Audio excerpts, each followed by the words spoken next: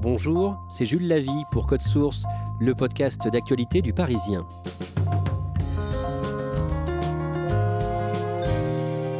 Pour le Nouvel An, il a donné un concert caritatif à Paris devant la pyramide du Louvre. Il venait d'être sacré début novembre meilleur DJ au monde pour la seconde fois de sa carrière par un magazine spécialisé. En France, David Guetta, 53 ans, est souvent critiqué, considéré comme trop commercial. Qui est-il ? Quel est son parcours ? Réponse dans Code Source avec Emmanuel Marolles, chef du service culture du Parisien.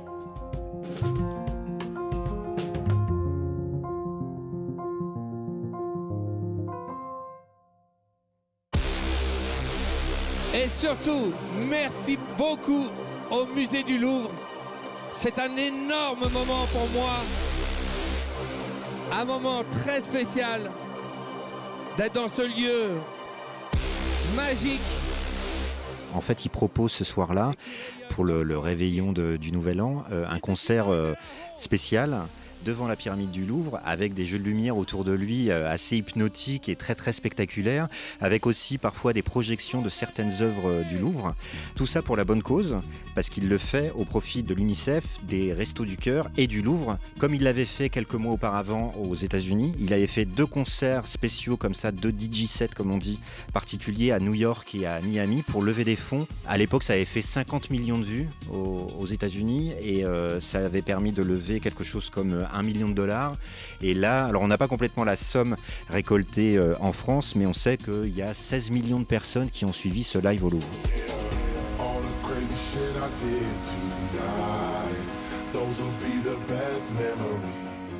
Il a été sacré meilleur DJ au monde par le magazine DJ Mag pour la 2e fois de sa carrière en novembre dernier.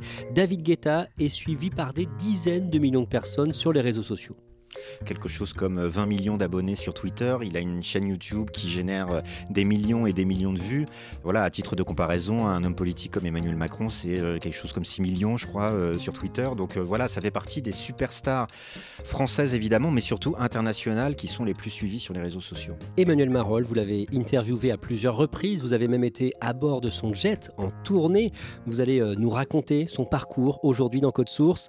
Pierre-David Guetta est né le mardi 7 novembre 1967 à Paris. Dans quel milieu est-ce qu'il grandit ? Alors il grandit dans un milieu qui n'est pas du tout un milieu de musiciens, c'est plutôt un milieu d'intellectuels de gauche. Son père est sociologue, sa mère est psychologue, elle fait des poèmes. Voilà, on est un peu dans un univers qu'on appellerait aujourd'hui bourgeois bohème, un peu bobo. Et son demi-frère Bernard Guetta est journaliste, spécialiste de la politique internationale. Il est journaliste à Libération, à France Inter. Sa sœur devient comédienne. A priori, il était plutôt prédestiné à une carrière d'intellectuel, si on peut dire. Ce qu'il aime, c'est la musique, la soul, le funk. Jeune ado, il est fasciné par le DJ de rap Dynasty. Dans des clubs, il peut le regarder pendant des heures, mixer des morceaux avec ses 2 platines vinyles. Il essaie de l'imiter ensuite, seul dans sa chambre. Et un jour, il finit par y arriver. Aujourd'hui, avec un ordinateur, on peut faire à peu près de la musique où on veut.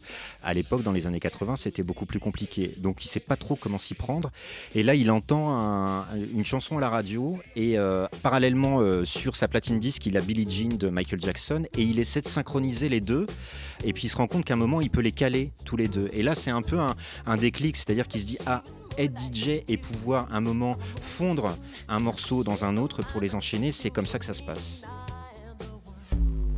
En 1984, il a 17 ans quand il mixe pour la première fois dans une boîte de nuit, le Broad, dans le quartier des Halles à Paris. Avec ses fréquentations et tous les gens avec qui il passe du temps, il se retrouve régulièrement au hammam de la mosquée de Paris. Et il se trouve qu'il y a un agent de sécurité dans cette mosquée de Paris et dans ce hammam qui est aussi videur dans une boîte de nuit. Il finit par rencontrer le patron et il commence à mixer dans cette boîte qui est un club gay. Lui, il n'est pas du tout homosexuel, donc c'est un peu l'hétéro de la bande et de ce club. Et il commence à justement mixer toutes ses chansons et toutes ses musiques qu'il adore. Après le bac, il va faire une fac de droit et d'économie, mais au début des années 90, il se consacre à sa passion. Il continue vraiment à mixer en tant que DJ. Alors à l'époque, les DJ, c'est pas du tout des stars, c'est plutôt des gens qu'on planque et dont on entend la musique dans les clubs. C'est-à-dire qu'ils racontent des moments qu'ils voyaient même pas la piste de danse, donc ils voyaient pas du tout comment les gens réagissaient. voire même parfois qu'il était en sous-sol et qu'il voyait juste les pieds des gens dans certaines boîtes de nuit. Donc voilà, il commence à se faire un nom comme ça dans la nuit parisienne en tant que DJ. Et quelle musique est-ce qu'il joue? Alors il joue de la house music. C'est une nouvelle forme de musique électronique qui vient d'arriver et qui fascine justement tous les DJ. Alors les DJ se sont nourris au rap, à la soul, et arrive soudain cette musique qui est très hypnotique, très répétitive et très électronique. Donc lui, il décide quelque part de la diffuser à Paris alors qu'il y a peu de lieux qui la diffusent. Parfois il fait ça même dans des trucs clandestins, sous des tunnels, enfin bon, des histoires totalement abracadabrantes. Laurent Garnier, c'est aussi un des pionniers de toute cette musique électronique, mais en tout cas, cette house music, elle commence à être diffusée à Paris, notamment grâce à David Guetta. C'est à cette période qu'il rencontre celle qui va devenir sa femme et avec qui il aura, bien plus tard, 2 enfants, un garçon, Tim Elvis, et une fille, Angie, qui est Cathy. Cathy Guetta, c'est un personnage assez étonnant. C'est une jeune femme qui est métisse. Elle a un père militaire d'origine camerounaise et une mère qui vient d'Alsace. Elle a grandi dans un milieu très très populaire et puis elle a commencé à travailler dans des boîtes de nuit. Elle s'est retrouvée serveuse dans une boîte de nuit à Paris. Et c'est comme ça qu'elle rencontre David qui, lui, est DJ dans cette boîte. Ils se mettent ensemble. Et puis après, au bout d'un moment, Cathy, voyant que David commence vraiment à se faire un nom, se dit « mais il faut qu'on organise nous-mêmes nos soirées, il faut nous-mêmes qu'on crée des événements dans ces boîtes de nuit-là. » Et quelque part, Cathy, ça a été sa femme, mais ça a été aussi son allié et quelque part son associé très très vite finalement. Parce qu'elle a vite compris que les Guetta mariés, ça pouvait être une marque. Et ensemble, ils vont devenir les rois des nuits parisiennes. Soit ils sont organisateurs de soirées dans des lieux, soit ils deviennent directeurs artistiques, soit ils reprennent carrément des lieux. Au Bataclan, par exemple, ils font des soirées le week-end. On les voit au Palace aussi, je crois, où ils sont directeurs artistiques. Ils reprennent les Folies Pigalle, qui est un club de striptease. Ils en font un lieu extrêmement branché où tout le monde vient danser. Ils deviennent patrons des bains-douches, qui devient aussi un lieu très people. Enfin voilà, les Guetta deviennent totalement incontournables à Paris. En 2001, David Guetta fait écouter l'un de ses tout premiers morceaux qu'il a créé lui-même à un ami, un certain Thomas Bangalter. Alors Thomas Bangalter, ça dit peut-être pas grand-chose aux gens là comme ça, mais en fait c'est un des 2 Daft Punk. Les Daft Punk ont déjà sorti leur premier disque, qui a fait le tour du monde, donc ils ont popularisé ce qu'on a appelé la French Touch, donc la touche française électronique. Et David Guetta, il lui confie sa première chanson, évidemment non pas en tant que DJ, mais en tant que compositeur, qui s'appelle Just a Little More Love. Et Bangalter trouve ça très bien. À l'époque, Daft Punk est chez Virgin. Et il transmet la chanson à un directeur artistique chez Virgin, qui signe très très vite David Guetta, mais encore une fois en tant qu'artiste, pas en tant que DJ. Just a little more love, just a little more peace. It's all it takes to live a dream. Just a little more love. En 2002, David Guetta vend les parts qu'il avait dans des boîtes de nuit. Il dit qu'il en avait marre de s'occuper des toilettes bouchées, par exemple. Oui, c'est ça. C'est que en gros, quand on est patron de boîte de nuit et DJ en même temps, alors c'est sympa d'être DJ, en tout cas c'est ça qui l'éclate, mais après il y a tout l'administratif derrière, et même si il le partage avec Cathy, il faut rendre des comptes au commissariat quand il y a du tapage nocturne sur le trottoir, régler des bagarres éventuellement, et puis comme vous dites, les toilettes bouchées, voilà, des choses très très terre à terre et qui au bout d'un moment ne l'intéressent pas, d'autant plus qu'il vient de signer un contrat en tant qu'artiste. La même année, il sort son premier album qui porte le même titre que son premier morceau, Just a Little More Love. 300 000 disques vendus dans le monde avec un premier tube, Love Don't Let Me Go, pour lequel il a travaillé avec un chanteur de gospel, Chris Willis. Oui, alors c'est quelqu'un qui n'est pas extrêmement connu, mais c'est un peu la patte Guetta. C'est-à-dire que lui, il est producteur, compositeur, et puis après, il va chercher des voix. You got me dancing and crying, rolling and flying. Love don't let me go. Là, il avait envie d'une voix très soul, alors que la chanson était très électronique. Et c'est le mariage des deux qui va fonctionner et qui va fonctionner dans le monde entier. C'est un premier succès instantané. Il crée aussi les soirées Fuck Me I'm Famous avec son épouse à Ibiza. Alors, Fuck Me I'm Famous, ça devient une marque comme les Guetta étaient devenus une marque auparavant. Et ça, c'est tout le génie, entre guillemets, de Cathy qui va créer des concepts. Il y a le côté glamour, paillettes, la soirée où il faut être. Et en plus, il popularise ça dans un club énorme qui s'appelle le Pacha à Ibiza. C'est des soirées extrêmement spectaculaires. Et au fil du temps, ça va devenir incontournable là-bas. Il y a même des gens qui vont à Ibiza pour les soirées Fuck Me I'm Famous. David Guetta fait son entrée dans le classement mondial des meilleurs DJ en 2005. Il va sortir dans les années qui suivent d'autres albums. Mais c'est en 2009 que sa carrière change de dimension. Oui, en 2009, c'est là où tout bascule. En fait, il signe une partie de l'album des Black Eyed Peas, groupe américain qui commence à très bien marcher, qui a déjà signé plusieurs disques, qui a fait des grosses tournées, des gros tubes. Mais will.i.am, le leader des Black Eyed Peas, entend une chanson de David Guetta, Love Is Gone.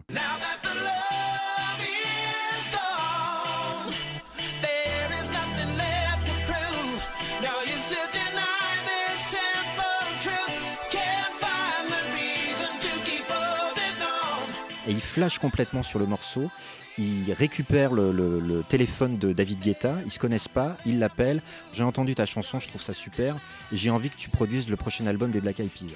Et parmi les chansons qu'il produit pour les Black Eyed Peas, il y a une chanson qui s'appelle I Got a Feeling, qui est à la fois un truc très simple, qui est construit sur une note hypnotique, et en même temps qui devient instantanément un hymne à la fête, aux soirées interminables et festives, et qui va faire le tour de la planète. I got a feeling that tonight's gonna be a good night. That tonight's gonna be a good night. That tonight's gonna be a good night. A feeling. Guetta, il réalise que cette chanson, on l'entend au fin fond d'un bistrot, dans un village africain, au Japon, au fin fond de l'Amérique du Sud, dans les clubs branchés aux États-Unis, en France, dans les campings. Enfin, elle est partout, elle est incontournable. L'été 2009, vous faites vos courses, vous allumez la radio, vous faites une soirée, il y aura forcément I Got a Feeling quelque part. C'est quelque chose d'absolument inespéré pour lui. It's gonna be a good night. Et à ce moment-là, vous le rencontrez. Pour le Parisien, vous assistez à tout ça. Pendant l'été 2009, il joue partout dans le monde chaque soir. Pour faire ça, il circule en jet privé. Donc c'est un tout petit avion où il y a à peine une dizaine de places. Et je me retrouve embarqué dans cette aventure-là avec un photographe du Parisien. Et on passe 2 jours avec lui et avec Cathy. On va d'abord en Tunisie, à Hammamet, dans un club qui s'appelle le Calypso. Et je me rappelle que ce soir-là, il a senti que c'était un public qui aimait la techno vraiment très brute, quoi. Il a fait un set de DJ beaucoup plus dur et je me rappelle qu'il m'avait dit à un moment je vais les avoir à l'usure. Donc voilà. Et en fait, pendant 2 jours, on s'est adapté à sa vie. Quand vous suivez David Guetta pendant 2 jours, vous vivez complètement à l'envers. Vous vous couchez à 5h du matin, vous vous levez à 14h, vous prenez un petit déjeuner à 15h, vous posez un peu, vous mangez un morceau et vous repartez dans un avion pour une autre destination. Et lui, il mixe à partir de 1h du matin jusqu'à 5h et ainsi de suite. Et la deuxième étape, c'était donc au Pacha à Ibiza, qui était, alors là, tout l'inverse de ce club en Tunisie, c'est-à-dire que c'était gigantesque. Là, on pouvait voir à la fois l'impact de ses chansons, de son nom, et aussi de ces fameuses soirées Fuck Me I'm Famous. Et dans cette vie complètement folle, il continue à produire de la musique tout le temps finalement. Ah mais il n'arrête jamais en fait, aussi parce que la technologie lui permet, c'est-à-dire que dans le jet privé dont je parlais, il a son ordinateur, il a son casque et il continue avec des logiciels qu'il a dans l'ordinateur à produire des sons, à créer des boucles, à faire des bouts de chansons, etc. À partir de là, les plus grandes stars veulent travailler avec lui, Britney Spears, Rihanna ou encore Madonna. Est-ce que son épouse, Cathy Guetta, est jalouse de son succès ? Je dirais peut-être pas jalouse, mais en tout cas, elle sent que justement, on est à un tournant et qu'ils sont à un tournant. C'est-à-dire qu'elle voit bien que David est en train de se faire absorber par toute sa production et toutes ses compositions et qu'il est sollicité par la terre entière ou presque. Donc elle se dit, ça va forcément être plus compliqué de continuer à gérer nos soirées et elle se sent peut-être un peu mise de côté et elle ne vit pas ce succès musical avec lui. À cette époque, David Guetta a fait l'objet d'une première accusation de plagiat. La justice lui donnera raison quelques années plus tard, mais les guignols de l'info s'en amusent. On voit notamment un sketch qui se passe dans un tribunal où lui est accusé de plagiat. Nous sommes ici pour juger Guetta David, disque jockey dans le civil, accusé de plagiat. Plagiat ? Et qu'est-ce que j'ai fait? Et il y a un vieux monsieur avec un béret qui arrive en disant J'affirme que David Guetta a tout piqué à Dudul. il sort un canard d'un panier qui fait coin-coin, etc. Et le coin correspond quelque part à l'introduction de I Got a Feeling.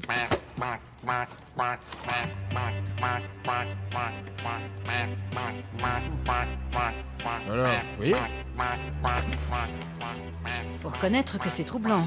Il y a une vraie ressemblance au niveau de la mélodie. Cette note-là, elle tourne en boucle pendant tout le morceau quasiment. David Guetta, il est connu dans le monde entier grâce au répertoire d'un canard.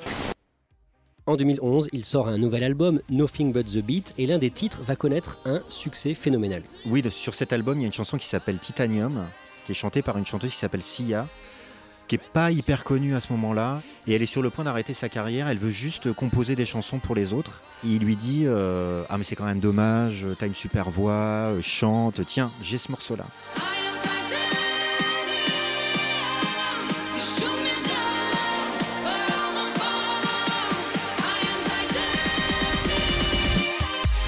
Ça devient un titre énorme et surtout ça résume tout l'univers et toute l'approche musicale de David Guetta. C'est-à-dire que vous avez un couplet qui est très pop, voire même mélancolique, qui est un peu sur la retenue, et le refrain avec cette voix hyper puissante de Sia qui tabasse comme on dit et qui fait danser les gens en boîte de nuit. Ce titre cumule aujourd'hui près d'1,4 milliard de vues sur YouTube. Emmanuel Marolles, malgré ce succès en France, beaucoup de journalistes, de critiques estiment qu'il cède à la facilité, qu'il fait toujours la même chose. Comment est-ce qu'il vit ça ? Lui, il trouve ça assez injuste qu'on le résume à ça parce que c'est un gros bosseur. On va dire de David Guetta, ah ouais, mais pour faire ça, il a besoin de 3, 4, 5 collaborateurs. Donc, en gros, c'est pas vraiment de la musique de David Guetta parce que c'est quand même les autres qui font beaucoup de travail à sa place.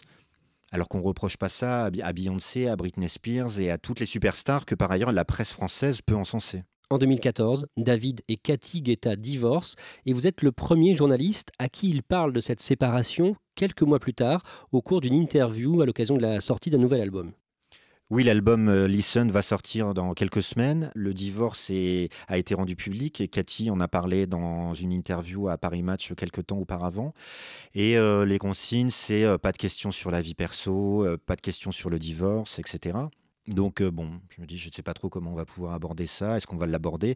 Et puis en fait, l'album est assez mélancolique. Alors il y a toujours le côté dance et qui veut faire bouger les gens, mais il y a quand même une part de mélancolie dans le disque et il vient assez vite à parler de ça.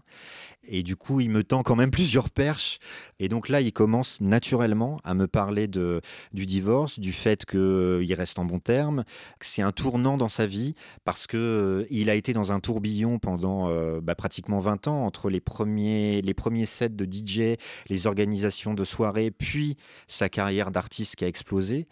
Et que là, il veut un peu se poser parce que voilà, une page se tourne et sa vie va plus être la même. Le magazine américain Forbes révèle en 2015 qu'il est le deuxième DJ le mieux payé au monde, derrière l'Écossais Calvin Harris et devant le jeune Suédois Avicii, avec près de 40 millions de dollars de revenus cette année-là selon le magazine. Emmanuel Marolles, en 2015, il est choisi pour composer l'hymne du championnat d'Europe de football 2016 qui va se disputer en France et il est accusé à nouveau de plagiat. Oui, c'est une chanson qui s'appelle This One Is For You.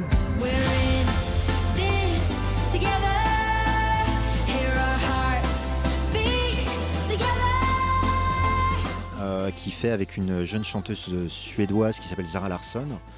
Et DJ Snake qui est lui-même un musicien français et qui a travaillé sur Lean On, qui a été une très très grosse chanson, un très gros tube du groupe Major Lazer, l'accuse de plagiat ou en tout cas d'avoir pompé Lean On dans la construction du morceau.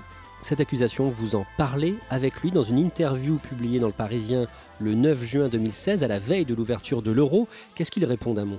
Lui, il renvoie un petit peu DJ Snake dans ses cordes, quoi. C'est-à-dire qu'il dit mais ce style-là, en gros, c'est pas Major Lazer qui l'a inventé, c'est moi avec un autre musicien qui s'appelle Afrojack que j'ai signé à l'époque, où il y avait déjà des voix comme ça qui tournaient en boucle, qui étaient un petit peu accélérées. Donc en gros, qu'on vienne pas m'ennuyer avec ça. Emmanuel Marolles, en 2018, le vendredi 20 avril, il perd un ami, le jeune DJ suédois dont on parlait, Avicii. Oui, Avicii, c'est une des nouvelles stars de la musique électronique. qui, pour le coup, c'était un peu l'antithèse de David Guetta. C'est-à-dire qu'il était en train de vivre la même chose, il savait plus du tout où il habitait, il avait plus de lieu fixe, il passait son temps dans les avions, à faire des concerts, etc. Et lui, il le vivait pas très très bien. En fait, il voulait vraiment faire de la musique dans un studio, mais pas enchaîner les concerts dans tous les sens, etc. Avicii a fini par se suicider parce qu'il était vraiment pas bien du tout.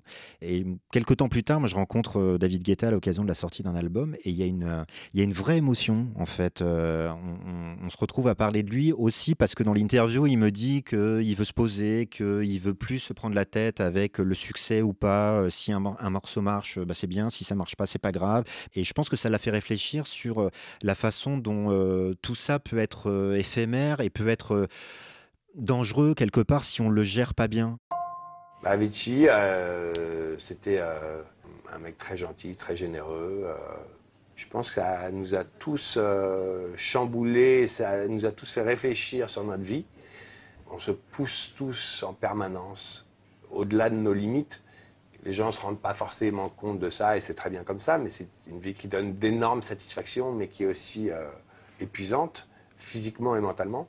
Il y a beaucoup de collègues qui reconsidèrent leur manière de vivre, et moi y compris, depuis ce qui s'est passé.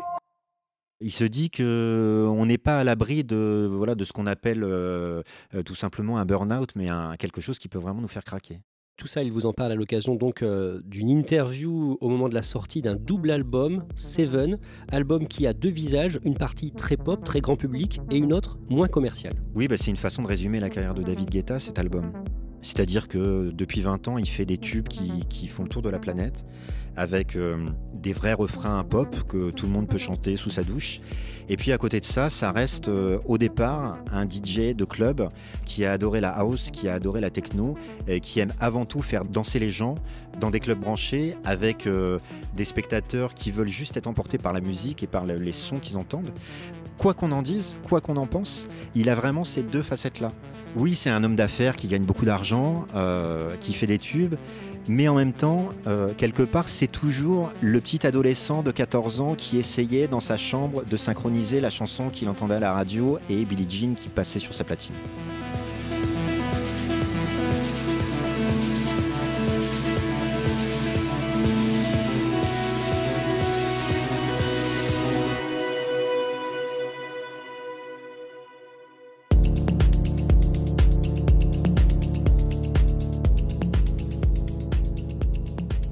Merci Emmanuel Marolles. Cet épisode a été produit par Thibault Lambert et Mona Delahaye. Réalisation Julien Moncouquiol.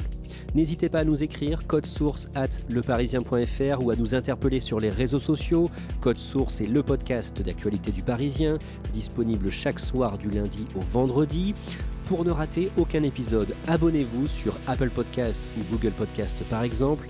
Et puis si vous aimez Code Source, dites-le nous en laissant des petites étoiles ou un commentaire sur votre appli préférée.